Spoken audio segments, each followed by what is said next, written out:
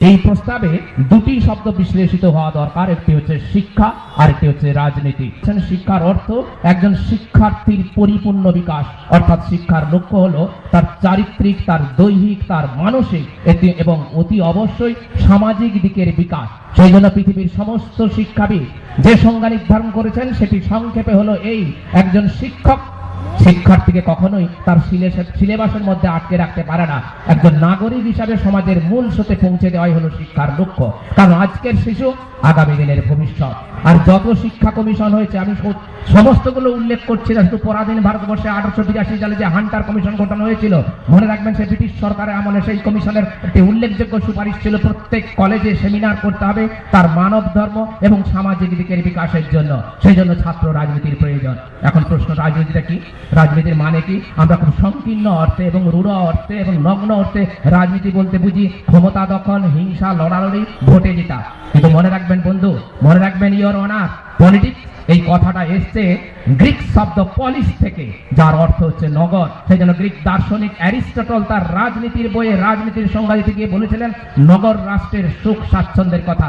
যদিও পরবর্তীকালে সেটা বিবর্তিত হয়ে সারা পৃথিবীর রাষ্ট্রনীতিবিদরা যে রাষ্ট্রে রাজনীতির সংজ্ঞা নির্ধারণ করেছেন তার এক কথায় দাঁড়ায় রাজনীতি হলো এমন একটি প্রক্রিয়া যেখানে সমস্ত মানুষ গোষ্ঠীবদ্ধ হয়ে একটি যৌথ সিদ্ধান্ত গ্রহণ করতে পারে।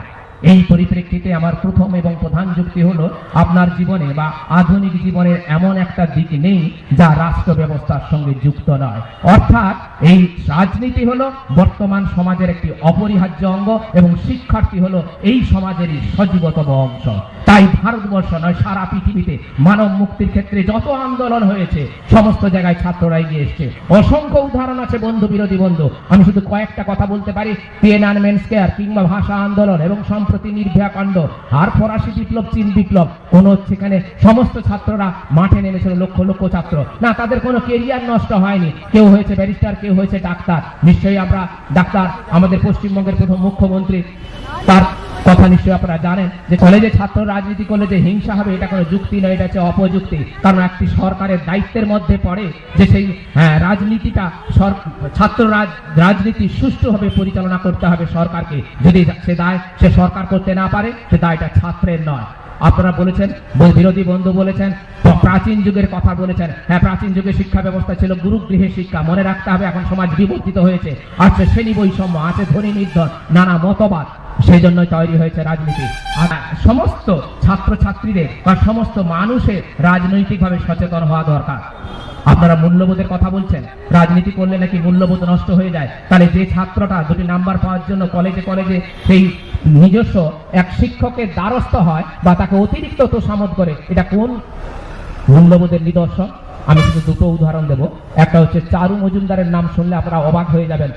যখন খোঁজ নিয়ে দেখা গেল পরীক্ষার কিছুদিন আগে তার সমস্ত বই এক গরিব ছাত্রকে দিয়ে দিয়েছে। বলেছিল আমার দরকার নেই, কারণ আমার স্কলারশিপের আমার সমস্ত মুখস্থ হয়ে গেছে, স্কলারশিপের কোনো দরকার নেই। বরং যে গরিব ছাত্রটা পড়ার বই পায়নি তাকে আমি সাহায্য করেছি। আজকের দিনে কোনো ছাত্র বা কোন অভিভাবক এই চারুচন্দ্রের মতো হতে পারবে। হোচিমিনের নাম শুনেছেন? ভিয়েতনামে হোচিমিনে যে স্কুলে পড়েছিল সেই স্কুলের একজন শিক্ষক ছিলেন ফরাসি। তিনি ভিয়েতনামি ছাত্রদের কারণে অকারণে অপমান করতেন এবং অনেক ছাত্রকে কলেজ বা স্কুল ছেড়ে চলে যেতে হয়েছিল।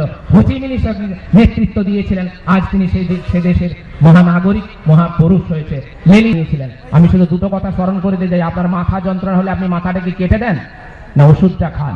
আপনি গাড়িতে চড়ছেন, অ্যাক্সিডেন্ট করলে কি গাড়ি চড়া বন্ধ করে দেন?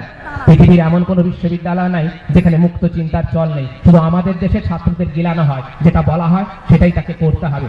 আপনারা ছাত্র রাজনীতি উঠে দিতে চাইছেন। প্রাইমারিতে বলা হচ্ছে চাইল্ড ক্যাবিনেট গঠন করুন এবং মাধ্যমিক, উচ্চ মাধ্যমিক, কলেজ স্তরে হচ্ছে মক পার্লামেন্টের কথা বলা হচ্ছে। মনে রাখবেন বন্ধু, যে রাজনীতি যে দূষণ হচ্ছে সে দায় আমাদের সকলে। কেননা আপনি যদি হিংসার কারণে রাজনীতিতে উঠে দেন তাহলে তাদের কণ্ঠরোধ করেন, সেটা ভবিষ্যতে যে হিংসার আকার ধারণ করবে সেটাকে আপনারা সহ্য করতে পারবেন? সুতরাং রাজনীতিকে সচল রাখতে, রাজনীতি থেকে যদি ছাত্রদের রাজনীতি করতে না দেন তাহলে তো সেখানে লালু হলুদ দল উঠে আসবে।